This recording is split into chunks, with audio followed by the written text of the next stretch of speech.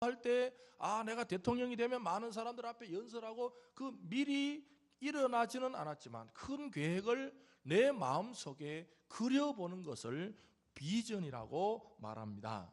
또 구체적인 어떤 청사진이 있습니다. 내가 그 대통령이 되기 위해서는 어떤 학교를 들어가고 어떻게 공부하고 그 청사진을 비전이라 그렇게 말합니다. 또한 사전에서는 비전이란 말은 뚜렷하게 마음에 그려보는 모습, 막연한 생각이 아니라 뚜렷하게 내가 그 회사 들어가면 회사 양복을 입고 그 회사 배지를 달고 그 회사 의자에 앉아서 어떻게 그런 것을 구체적으로 뚜렷하게 마음에 그려보는 것을 그 사람의 비전이라고 말합니다. 또한 비전은 꿈이다, 도전이다, 희망이다, 통찰이다, 큰 계획이다라고 바꿔도 별 무리가 없을 정도로 비전은 생활 용어가 됩니다. 너 비전을 가져라. 우리 이번에 사장이 왔는데 그 사장은 비전이 없어. 그 뭐 계획이 없어, 꿈이 없어. 통용되기도 합니다. 그러나 우리는 일반적인 의미에서 비전이 아니고 성경적인 의미에서 비전인데 우리 한번 찾아보겠습니다. 성경에 창세기부터 계시록까지 유일하게 비전이라는 단어가 한 번 나와요. 오늘 잠언 29장 18절 본문을 읽으시면 여기가 바로 비전이 한 번 나옵니다. 다른 곳은 없습니다. 이 비전이라는 말이. 잠언 29장 18절. 우리 비전교회 다니는데 잠언 29장 18절에 줄이 안 쳐 있다면 조금 의심스러운 분이에요. 요거는 좀 줄을 쳐 놓으셔서 비전이 유일하게 여기 있구나. 잠언 29장 18절. 한번 읽어볼까요? 19절 시작. 묵시가 없으면 백성이 방자히 행하거니와 율법을 지키는 자는 복이 있느니라. 아멘. 여기 묵시란 말이 영어 성경을 가지고 있는 분들은 비전이라고 되어 있습니다. 묵시가 비전으로 되어 있습니다. 이 비전이란 말은 히브리어로 하존이란 말인데 성경적인 이 하존은 원래 보인 것입니다. 구체적으로는 하나님이 보여주신 것이라 말할 수가 있습니다. 아까 일반적인 비전은 자기가 품은 것을 비전이라 그러는데 성경에서는 하나님이 보여주신 것을 전혀 좀 느낌이 다르죠. 세상에서는 비전이라 그러면 내가 무슨 계획을 안고 내가 그림을 그리는 것을 비전이 있다 그러는데 성경에서 비전이란 것은 하나님이 인간에게 보여주신 것을 비전이라 그럽니다. 그러므로 일반적인 의미에서의 비전은 인간의 꿈이나 이상, 마음에 그리는 것과 미래에 관련되어 있다면 성경적인 비전은 과거에 이게 좀 여기부터 이해를 하셔야 돼요. 불신자들은 비전을 미래에 둡니다. 미래에 내가 어떻게 돼야지, 미래에 내가 사장이 돼야지, 교수가 돼야지, 사업가가 돼야지. 일반적인 비전은 미래와 관계되지만 성경적인 비전은 과거 하나님께서 보여주신 것이 뭔가 전혀 시제가 다릅니다. 구약은 이미 하나님께서 우리에게 보여주신 것이 비전이라. 그래서 인간은 예수를 믿고 산다는 것은 그냥 미래를 쫓아가서 사는 삶이 아니라 어쩌보면 바울이라는 사람은 자신이 예수를 믿고 나니까 자신의 인생은 이미 언제부터요? 창세 전에부터. 바울이 깜짝 놀랐습니다. 바울이 내 인생은 내가 태어날 때부터 무슨 계획을 가지고 내가 계획을 잡고 살아가는 거지라고 한 단계 한 단계 살아가는데 예수를 만나고 보니까 자신의 인생이 미래가 아니라 과거에 이미 그려진 어떤 문제가 있다. 거기에 바울이 순응을 합니다. 내 인생은 예수님이 그럽니다. 너는 너의 인생은 미래의 문제가 아니라 과거에 이미 창세 전에 이방인에게 복음을 전하기로 예정이 되었다. 바울이 그걸 받아들이면 내 인생은 미래의 문제가 아니라 하나님이 나를 창세전에 과거의 계획을 갖고 계셨구나. 그것을 비전이라고 말하고 있습니다. 특히 이 일반 하나님께서 이미 보여주신 것이기 때문에 인간은 그 하나님이 자신에게 보여진 것을 찾느냐 못 찾느냐의 문제입니다. 그 성경적인 비전 한번 읽어볼까요? 소리내어서 성경 주보의 마지막 성경적인 비전 시작. 성경적인 비전은 하나님이 선택하신 사람들에게 부여하신 계시적인 시각과 관련되어 하나님의 말씀 계시를 여기까지가 좀 특이합니다. 성경적인 비전은 하나님이 선택하신 사람들에게 계시적, 이 계시란 말이 뭐냐면 하나님이 보여주셔야 안다는 거예요. 자기 스스로 오늘부터 내가 비전을 깨달아야지, 비전을 만들어야지, 그래서 모른다는 것이에요. 오늘도 내 인생의 비전이 뭔가 노력해서 알아보자, 모른다는 것이에요. 이 비전은, 성경적인 비전은 하나님의 계시, 하나님께서 우리를 알려주셔야, 보여주셔야 아는 그런 것과 관계가 있습니다. 특히부터 또 읽겠습니다. 특히 시작. 특히 구약에서의 비전은 꿈이나 신의 현현 또는 시각적 이미지와는 구별되어 하나님에게서 받은 말씀과 관련된다. 우리가 자칫하면 조심해야 되는 게, 교회 와서 막 기도를 집중적으로 뭘 봤다, 그거하고 다르다는 것입니다. 여러분 볼 수도 있죠. 제가 늘 말씀드리잖아요. 내일부터 너무 은혜를 받아가지고 직장도 가지 말고 내가 그냥 말씀에 충실해야 되겠다, 말씀에 올인해야겠다, 그래서 내일부터 직장 안 가고 한 3일만 하나님의 말씀만, 화장실 가고 물 먹는 거 외에는 전부 성경을 보면 3일째 되는 날 뭔가 붕괴 펑이 보입니다. 진짜 보여요. 그걸 망상장애라 그래요. 망상장애. 그런 짓 하지 마라 이 말이에요. 예? 너무 은혜를 많이 받아고 내일 아침부터 이제 나는 오로지 말씀 중심, 말씀 붙들어야 된다 그리고 직장도 안 가고 그냥 집에 딱 불 켜놓고 혼자 성경만 3일 그냥 계속해서 아침부터 저녁까지 계속 보고, 그냥 물 먹고 보고 계속 보고 1일, 2일, 3일, 4일 가다 보면 뭉게 펑 돼가지고 뭐 구름만 봐도 저 예수님 아니야 이래 된다고요. 그런 짓 하지 마라 이 말이에요. 그거는 성경적인 게 아닙니다. 성경은 일상생활 속에서 정상적으로 직장을 가고 밥을 먹고 친구를 만나고 그런 삶을 통해서 하나님 우리에게 다가오시지, 아무것도 안 하고 식음을 전폐하고 들어가다가는 그것은 종교적인, 심리적으로 망상이 옵니다. 망상적 장애가 옵니다. 뭐가 막 보이기 시작하고 환시, 환청 막 귀에 들리기 시작하고, 그런 것은 비전이 아니라 이 말입니다. 성경에서 말하는 비전은, 여러분 그런 사람들은 행동을 고쳐야 돼요. 성경에는 그런 걸 가지고 비전이라 그러죠.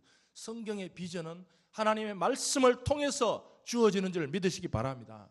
정상적인 삶을 살면서 정상적으로 여러분 회사 가면 열심히 회사 일을 해야 돼요. 어떤 사람 회사 가서 성경 본다. 왜 회사 가서 성경을 봐요?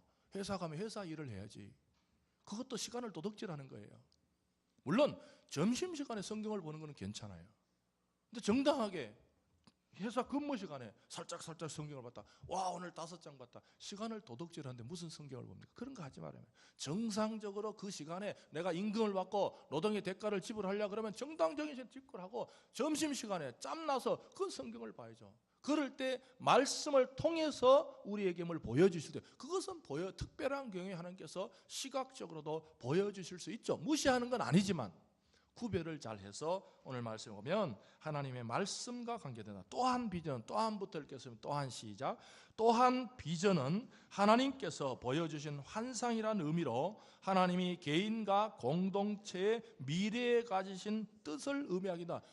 우리가 아까 과거 중심이지만 어떤 때는 개인과 공동체의 미래의 사건을 우리에게 그려주실 때가 있어요. 보여주실 때가 있어요. 그럴 때도 우리가 받아들이면서 그것을 비전이라고 이야기합니다. 그래서 우리 서울 비전교회 다니시면 적어도 이 정도는 그 비전의 기본적인 뜻을 아시고, 오늘 본문으로 돌아가서 무슨 말 한지 다시 한번 보겠습니다. 18절 다시 한번 천천히. 묵시를 비전으로 읽어. 비전이 없으면 그렇게 읽어도 돼요. 영어 성경에는 비전으로 되어 있으니까 묵시란 말을 빼시고 비전이 없으면 그렇게 읽겠습니다. 18절 시작.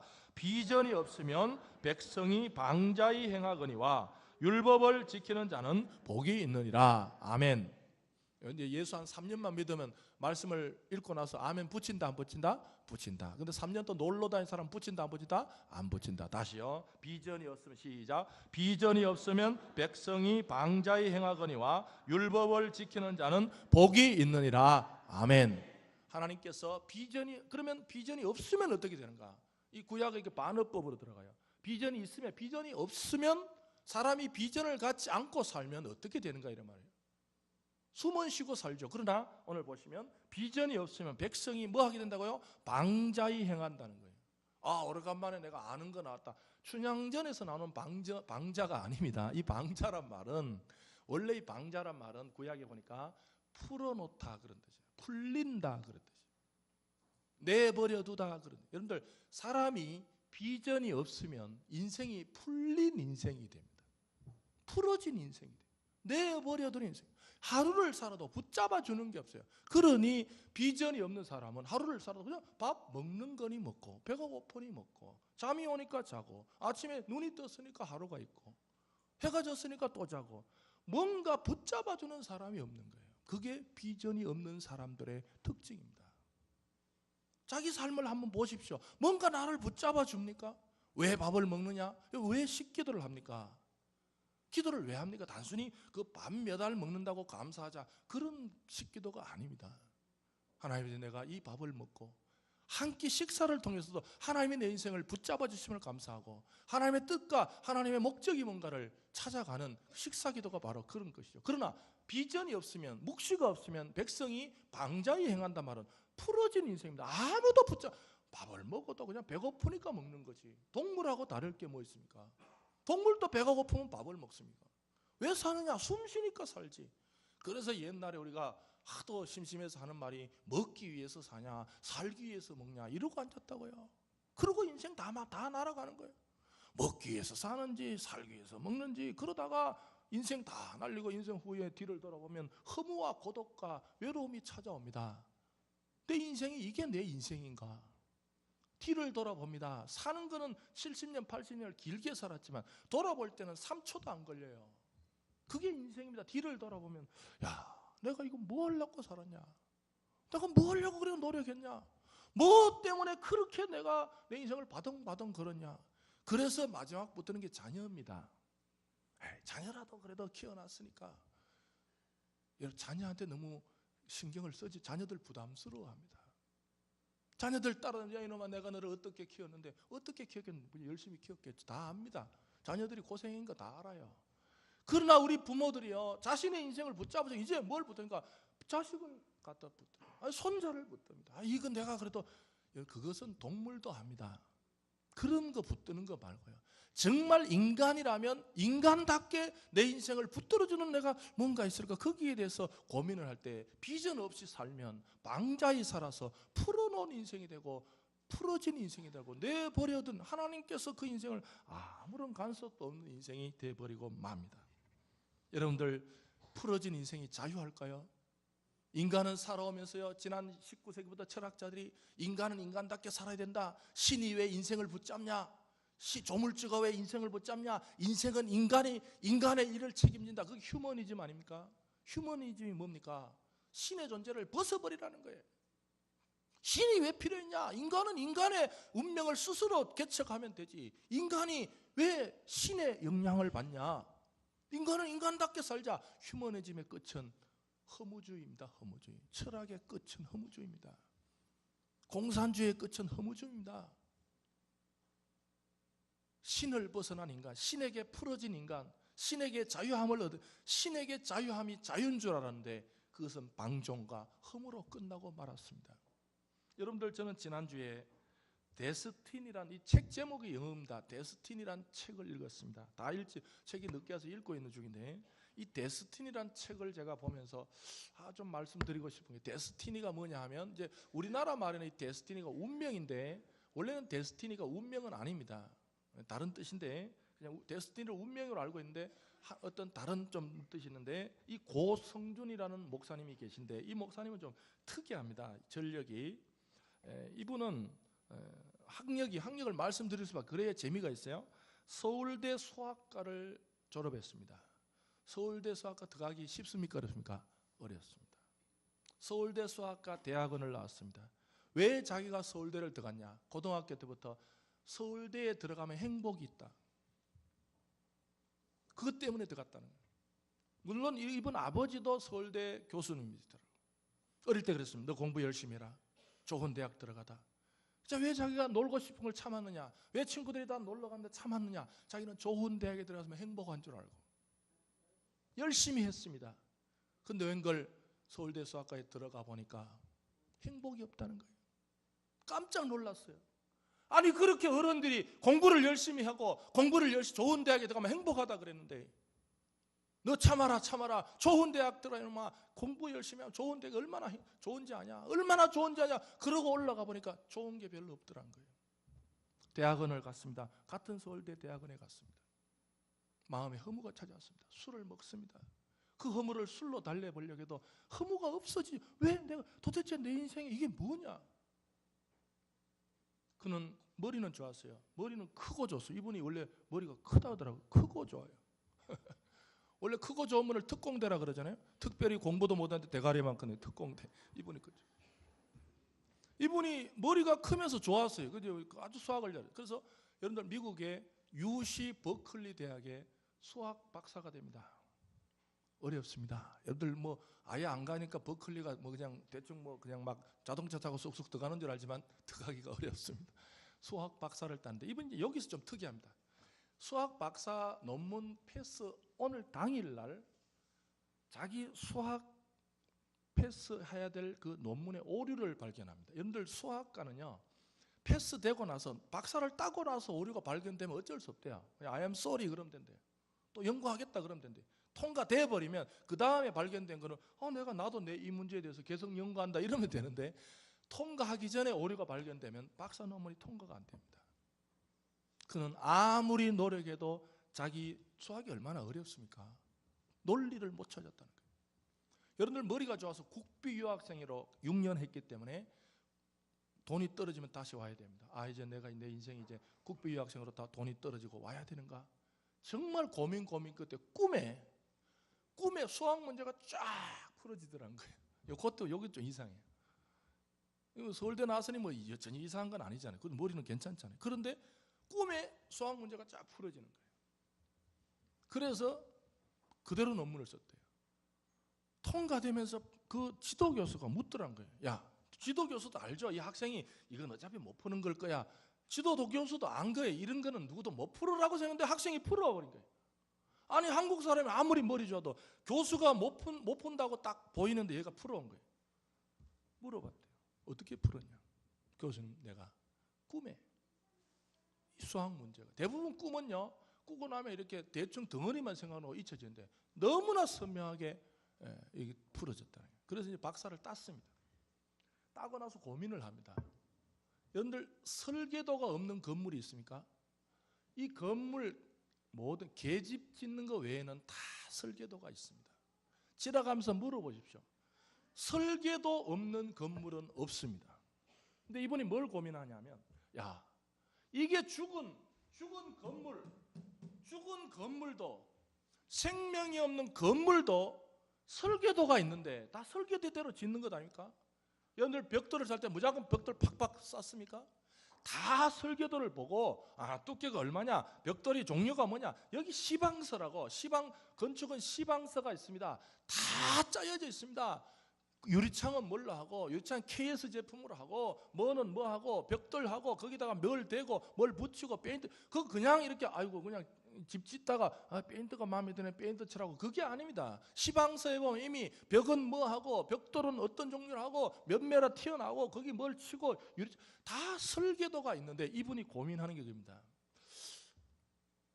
생명이 없는 건물도 설계도가 있는데 하물며 내 인생이 설계도가 없이 그냥 살아갈까? 그게 아까 풀린 인생이죠. 그냥 내 인생이 아무 계획도 없이 그냥 닥치는 대로 배고프니까 밥 먹고, 해 빠졌으니까 자고, 해 떴으니까 일어나고. 그럼 내 인생이, 수학 사람들이 이렇게 수학은 계산으로 나와야 되는데, 그럼 내 인생은 아무 설계도도 없이 그냥 되는 대로 지어지다가 어느 날 숨 떨어지만 죽을까? 거기에 고민을 한 겁니다. 사람이 그럴 수가 있잖아요. 어떻게 한 인생이 살아가는데 설계도도 없이 그냥 살다가 죽냐? 거기에 고민을 합니다. 정말 내 인생에 설계도가 없을까? 없는데 괜히, 없으면 그냥 없는 대로 살면 되고, 그냥 눈 떴으면 말하면 되고, 배고프면 밥 먹으면 되고, 사람 만나면 얘기하면 되고, 시험 치면 들어가면 되고, 회사 돈 받으면 돈 받으면 되고, 집 사면 집 사면 되고. 내가 설계도 없이 살까? 아니면 성경에 말한 대로 하나님이 내 인생에 어떤 설계도가 있을까? 거기 고민하다가 결국은 짧게 말씀드리면 한국에 건너와서 6년을 국비유학생으로 했기 때문에 의무적으로 대학에 이분은 바로 대학 교수는 금방 돼요. 아버지도 서울대 교수죠. 자기도 학력조죠. 되는데 3년 동안을 의무적으로 국비유학생은 나라에 돈을 받았기 때문에 3년 동안 대학 교수를 하고 신학교를 가서 지금 수원에서 특수한 그 선교 중심의 목회를 하십니다. 여러분, 제가 이 책을 지금 읽고 한 2권 정도 더 사놓을 테니까 여러분 한번, 남자분들은 정말 내 인생에 설계도도 없이 그냥 내 인생이 사라질까, 아니면 하나님이 어떤 내 인생에 고유한 설계도가 있을까? 그게 비전입니다. 그게 하나님의 비전입니다. 내가 마음먹은 건 야망입니다. 여러분, 일평생 동안 야망의 노예가 되지 마십시오. 야망은 경쟁과 질투와 불편을 가져옵니다. 저 사람보다 내가 이겨야 되고, 제가 떨어져야 내가 되고, 제가 죽어 승진할 때 보십시오. 제가 승진을 못해야 내가 됩니다. 누군가 아파야 내가 되는.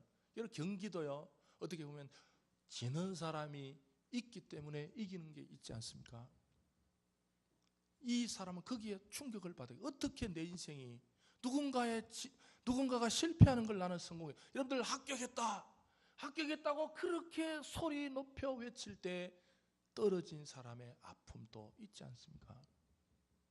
그래서 이분은 목사가 되어서 정말 이 상처난 사람들을 치유하고 계십니다. 사랑하는 성도 여러분, 여러분이 다니는 교회가 비전 교회라면 하나님이 여러분 인생을 향하신, 개개인을 향하신 비전을 발견하시기를 주님의 이름으로 축복합니다. 쉽지는 않습니다. 여러분들, 우리가 왜 예배 드립니까? 왜 이렇게 예배를 반복해서 계속 드립니까? 이런 과정을 통해서 이분이 그래. 자기는 하나님의 자기 인생의 설계도를 찾는데 35년 걸렸대요. 여러분, 쉽게 찾아집니까? 뭐 2박 3일 기도, 2박 3일 금식 기도했더니 발견, 그런 거 믿지 마십시오. 자칫하면 잘못됩니다. 막 금식 5박 6일 했더니 이제 찾아서, 그런 쪽으로 가지만, 이분은 정직하게 자기는 35년간 나는 내 인생의 설계도를 찾기 위해서 고민했다는 거예요. 여러분들 교회 다니시면서 이 반복적인 예배와 찬송과 기도와 말씀 듣기를 통해서 어느 생의 한순간 하나님의 데스티니, 하나님의 비전, 하나님의 계획, 하나님의 설계도를 발견하시기를 주님의 이름으로 축복합니다. 저는 우리 교회가 교회다운 교회다. 저도 교회를 위해서 고민이 많습니다. 교회를 위한 하나님의 계획이 뭘까? 우리가 교회를 하니까 하나님의 복지 아닙니다. 하나님이 창세전에 어떤 교회를 어떻게, 그 청사진이 없을까? 사실 그게 제일 고민돼요. 우리가 내년에 어떻게 해보자, 2017년도가 됐으니까 새로운 계획을 세워보자, 그거 별로 중요하지 않습니다. 더 중요한 것은 하나님이 서울 비전교회를 통해서 하고 싶은 계획이 뭔가를 발견하는 게, 그게 우리의 목적 아닙니까? 할렐루야.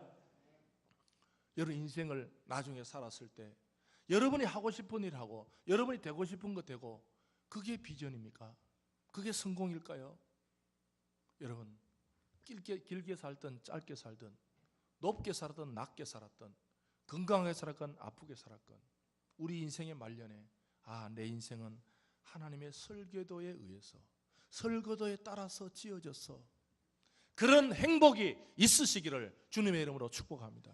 인생의 후반부에 내 인생은 막 지어지지 않았어, 내 인생은 막 그냥 건축, 내가 하고 싶은 대로 이것도 건축하고 저것도, 그렇게 살지 않아서 적어도 내 인생은 하나님께서 내 인생을 고비마다 붙잡아 주셨다는 하나님의 은혜가 여러분 인생에 충만하시기를 주의 이름으로 축복합니다.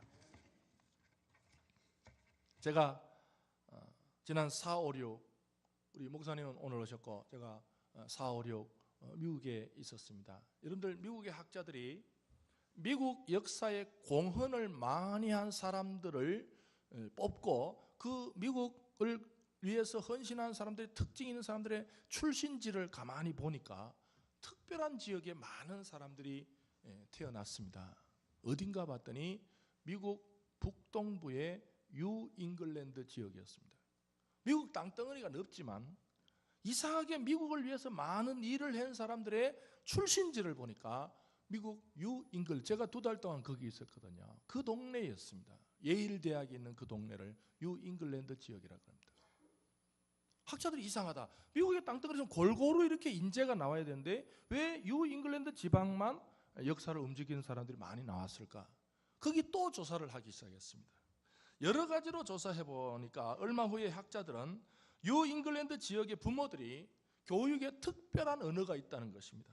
다른 지방에는 없는 언어가 있는데 그게 간단해서 뭐냐 하면 얘야 너는 꿈을 가져라. 얘야 너는 너보다 더 큰 목적을 위해서 공부해라. 그 한마디였다. 네가 잘 되고 네가 공부 열심히 하면 네가 잘 되고 네가 좋은 학교도 가고 네가 돈 많이 벌고 네가 좋은 차 타고 그런 공부가 아니라 너보다 더 큰 목적을 가지고 공부해라. 어릴 때부터 듣는 이야기가 나는 나보다 더 큰 목적이 있구나. 어린아이들이 안 듣는 것 같아요. 부모들이 계속 너는 너보다 더 큰 목적이 있어. 너는 너보다 더 큰 목적이 있어. 애들이 그걸 듣고 나는 공부 열심히 해야지. 공부 열심히 내가 좋은 사람 돼야지. 내가 좋은 차 타야지. 여러분 얼마나 스트레스 받겠어요. 그러나 뉴 잉글랜드 지역의 아이들은 내가 열심히 공부해서 더 큰 목적을 위해서 내가 공부해서 더 큰 그게 비전입니다. 여러분 적어도 서울 비전 교회라면 오늘도 내가 열심히 예배드리는 목적이 나 하나만을 잘 되기 위해서 내가 다른 사람을 좀 더 편하게 우리 집이 좀 더 무병무탈하게 예배드리는 교회가 아니라 우리보다 더 큰 목적을 향해서 예배드리는 교회 주인공들이 되시기를 주님의 이름으로 축복합니다. 우리는 한 단계 더 나아가야 합니다. 인간의 꿈이나 계획이 아니라 하나님의 설계도가 뭔가 적어도 우리가 부르짖어야 할 기도가 내가 내 어떤 욕망을 채우기 위해서 하나님 아버지의 기도 응답을 주시옵소서 그런 교회가 아니라 하나님 우리 교회를 향하신 하나님 우리 가정을 향하신 우리 자녀를 향하신 내 인생을 향하신 하나님의 설계도가 뭡니까? 하나님의 비전이 뭡니까? 하나님의 계획이 뭡니까? 그게 오늘 아침 만들어진 것이 아니라 창세전의 계획이 무엇입니까? 비전교회는 끊임없이 비전을 향해서 오늘 말씀의 제목이 비전으로 나아가는 공동체입니다. 여러분 모일 때마다 우리의 꿈이 아니라 하나님의 비전을 향해서 나아가는 우리 모든 교회와 가정과 개인들 되시기를 주님의 이름으로 축복합니다.